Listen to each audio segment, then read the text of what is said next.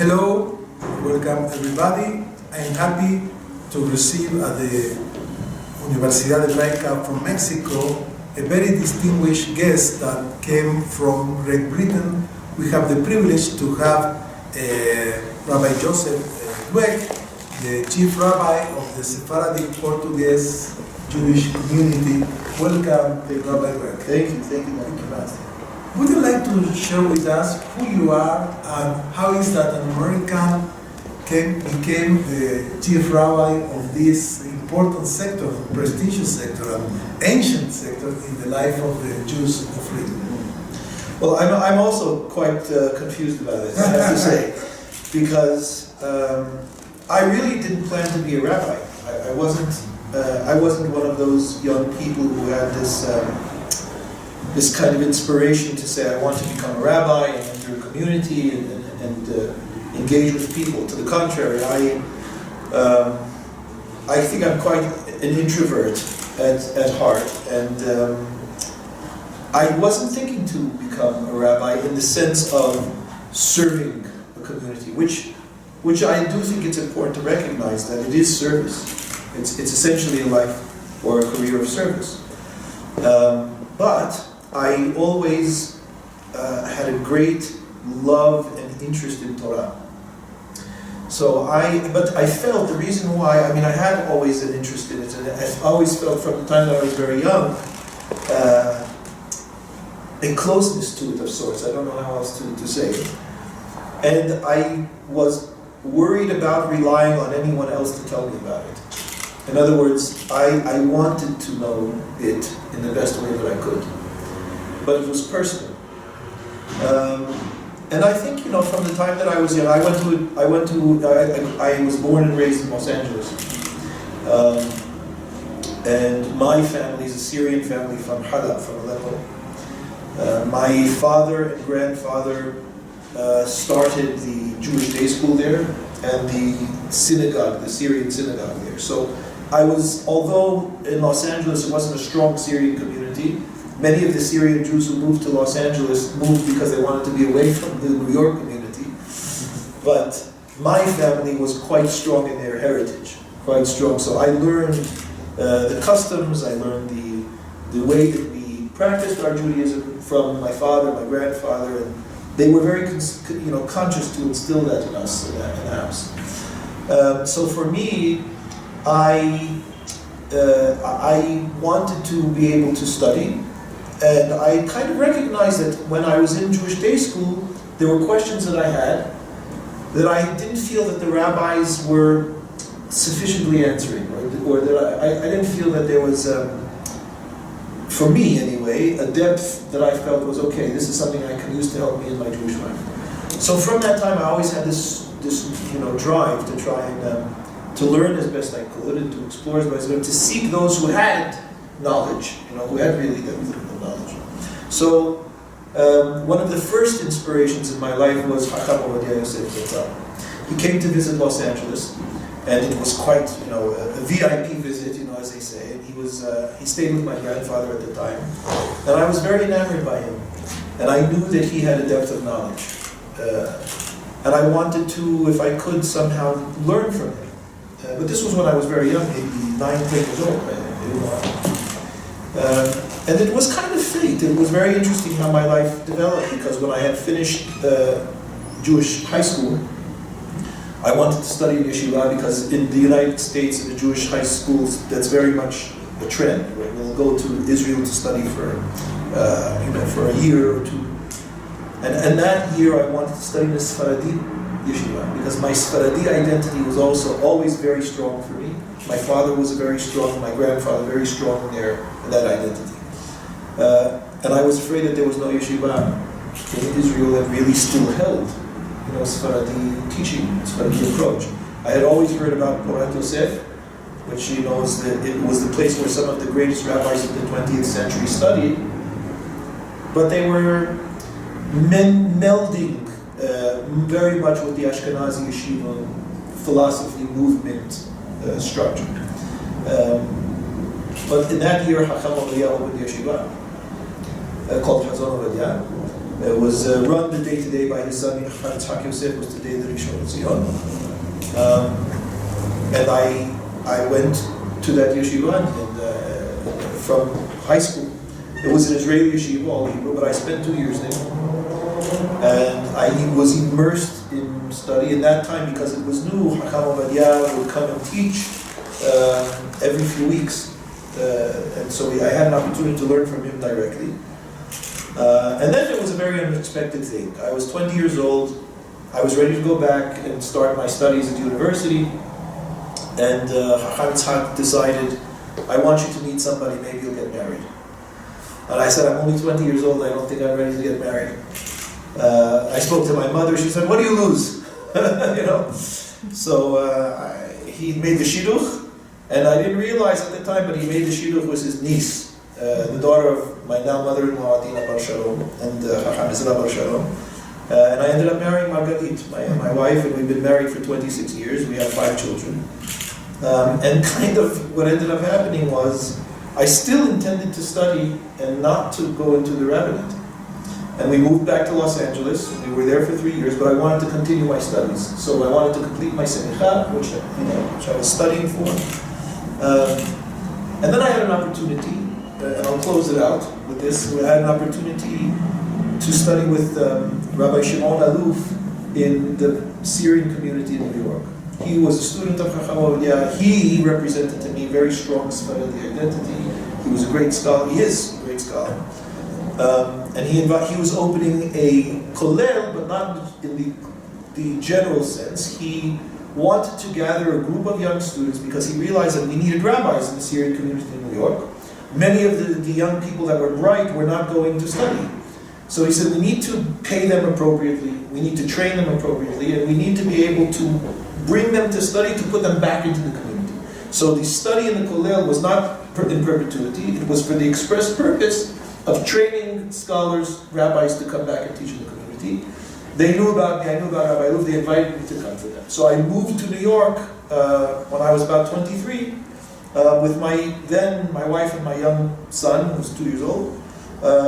For a few years it was meant to go back to Los Angeles. I ended up getting a job as a hazan, as a cantor in one of the new synagogues in Brooklyn. The rabbi quit after about 2-3 months that I was there because he refused to say the prayer for the state of Israel when they opened the Echad. And there was a row, there was an argument, and they asked me to fill in for him. And I said to them, I will fill in, but I don't want to be a rabbi. Unfortunately, it took 15 years for them to to decide. I ended up staying there for about 15 years. And in that time, I became, towards the end, the last 6 years, I became a head of school for a small Jewish day school there called Barakai, which their approach is to teach all 5 books of the Torah to the children, boys and girls, by 11 years old, by 6th grade, and then review. They finish one Seder Mishnayot, Seder Ma'ed. And then what happened was, after 15 years of being there and doing that, I got a call from London, from the Spanish-Portuguese community, and said, we're interested in a senior rabbi. We've got we've been watching you, following you. Would you be interested? And I thought, that's an interesting opportunity for many reasons, which perhaps we can speak about. But I looked into it. I decided to kind of look after it. And I ended up taking the position. And so I've been there for 7 years. It's been a wonderful experience, a wonderful opportunity. I'm very honored to be able to serve the Kahal like that. But at some point in the last 20 some odd years, I gave into it. It was probably a few weeks ago, but I gave into it. And I recognized that, okay, I'm going to do this now. And, I'm going to try and give to whoever it is that I'm serving, teaching, engaging with, what I would want as that younger person that I was looking for. And so, yeah, that's where it's at. Thank you for this very interesting itinerary of your life and how things develop. I would like to know who are the main intellectual sources that inspire you in terms of Jewish life, and if some sources outside Jewish life. Who are the thinkers that you think are very important in the way you understand the place of religion, society, values, education? Oh my. I mean, the truth is there are so many. But I guess the core personalities that I keep, I guess, are kind of home for me, although we can talk about others. I mean, there's no question about the fact that for me, Maimonides, Rambam is the center pillar. To me, Rambam is just the most remarkable person, because he was able to put out, essentially distill the entirety of Torah, write in concepts and ideas that I find to be still cutting edge and relevant now at this hour. And he is well seated in a rational, real world. And he writes unequivocally, unabashedly, clearly, as matter of fact. And yet, in his writing, you can tell his humility of thought. In other words, that he recognizes, if there's one clear reverence that Rambam has, that surrounds his reverence of God, it's his reverence of truth. And the need to think. I tell people, Rambam at the beginning of the Moreh Nebuchim, I summarize it in where he essentially says to us at the very beginning of the Moreh Nebuchim, just because we think doesn't mean we think correctly. And that there is a tremendous rigor that's required in order to be able to bring our minds, as they've developed evolutionarily, to think in terms of truth rather than in terms of security or protection, benefit and so on. So Rambam is a major one for me. Clearly, Chacham Ovadia Yosef was a major influence on my life in many, many ways. His discipline of study, I would watch him literally sit for hours, focused on study. People always say how remarkable his insight, his photographic memory was. But I always say it takes a great deal of discipline and focus to fill that memory with how it is that he filled it. I didn't, there was certainly things in terms of his philosophy and how it is that he approached Judaism that I felt I needed to round out more, that I needed to be able to kind of develop more for myself in the 21st century. But he was a big influence on me. But I also looked to other Sephardi Chachamim, Rabbi Jose Faur, for example. I enjoy and find a great deal of enlightenment in his thought. Very, very deep and relevant thought. The Chachamim that kind of opened up that ability for Chacham Faur to come around, Yisrael Moshe Hazan, and Rabbi Ben Zion Raziel, and Rabbi Chaim David HaLevi. These were Sephardi rabbis that were humanists in a religious sense. They were very broad, deep Jewish scholars, Torah scholars, but at the same time very sensitive to the social realities that they were living in, that they needed to be able to engage with and adapt to. So those, I would say, to me are inspirations. Those to me are people that I look to and say they did it that way in their time. It's something that I would like to emulate in our time. It won't look like that because our time is different, but it's that mode of engaging that is meaningful to me. Aside from that, I have a bit of a leaning towards existentialist thought. So I have a particular interest in the existentialist philosophers and existentialist thinking. So Buber was, in terms of his Jewish one, and Frankl, but of course Sartre and Camus, and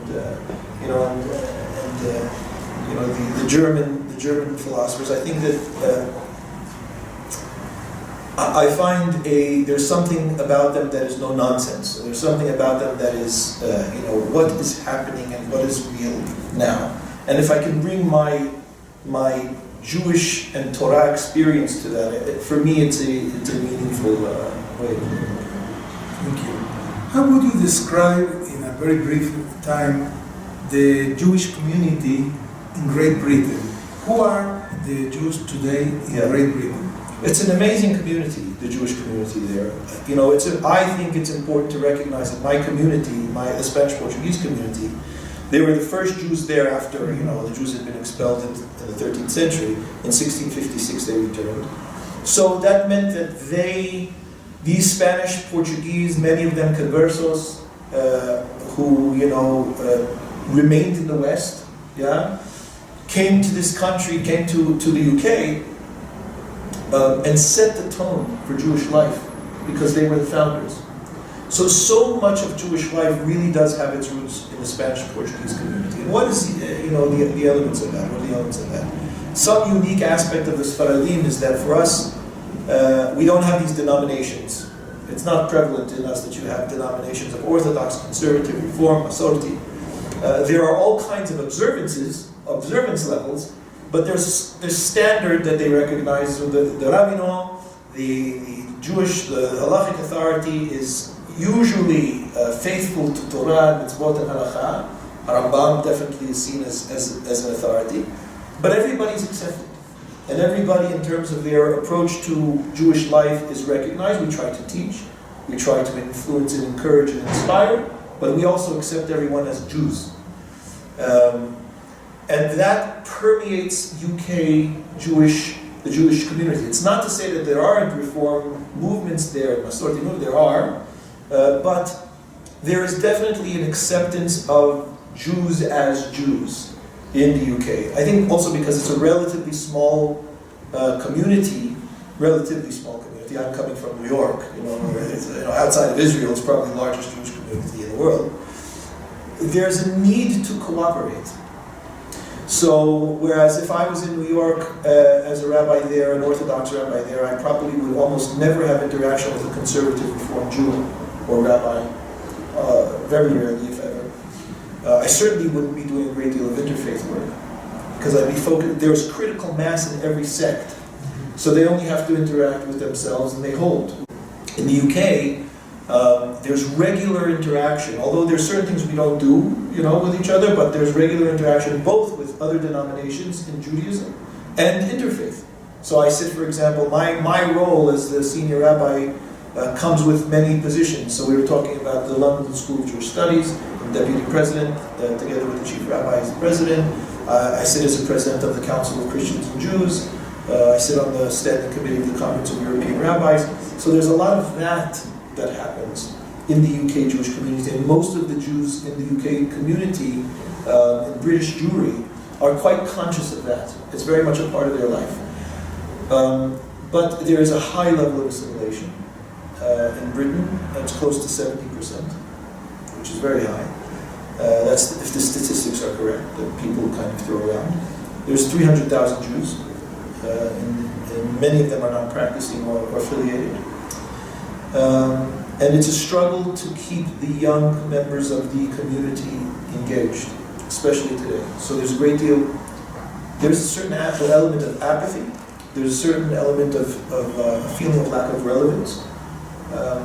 So we get very concerned about the young ones when they go off to university, and most of them go off to university. They won't go to university close to home. They'll either go somewhere else in the country or abroad. So those are some of our challenges as to how it is that we hold. Very interesting. What would you be your message to this young generation that face a very open world on the one hand, a very dangerous and unstable and uncertain world at the same time? What will be your message as a rabbi in terms of what can Judaism provide to their lives and why is relevant Judaism in their lives? It's a big question. If I were talking to the young ones themselves, the young people themselves, I would say consider that in a very real sense, the Jewish people are an indestructible people. We've suffered a great deal of casualty along the 3,000 years and so that we've been on this earth. But we've been on this earth for 3,000 years. And there is an identity, a brain trust, a corpus of knowledge that has been developing consistently over 3,000 years that is their inheritance. It belongs to them. And it's precious and unique in all the world, simply because it's been developing for 3,000 years. We have been asking questions, and I always say, for the Jewish people, we're much more concerned about questions. We want questions. Answers are not as important to us. Questions are very important to us. I think Who was it that said we prefer questions that can't be answered to answers that can't be questioned? But remember that we've been thinking on things, on the world's biggest questions, on every aspect of life for thousands of years. And that is rich and deep. And you can be sure that the nature of your reality, the cutting edge now nature of the reality in which you live, can find richness and wholeness in your Jewish thought and tradition that belongs to you. Because when you have people that have been thinking for that long, minds of the caliber that we've had in the Jewish people that have been thinking for that long, there is no match in my knowledge, in my mind, that has that. And so, although you might not experience in the local circumstance that you might find yourself, right, how your Judaism has been taught to you, make no mistake, Judaism as it is rich and deep beyond our initial thought, and can absolutely provide for you a context of living that is robust, vibrant, and meaningful in a very, very real way. That's what I would say to the youth, to the leaders of the Jewish community. I would say it is our responsibility to provide what I just described to our youth. And if we are not able to show them this and provide them this in a real way, we are missing our mark. And for me, that's the biggest obligation, responsibility of the Jewish people. Thank you very much. It was a very interesting thing. My honor and pleasure. Thank you very much.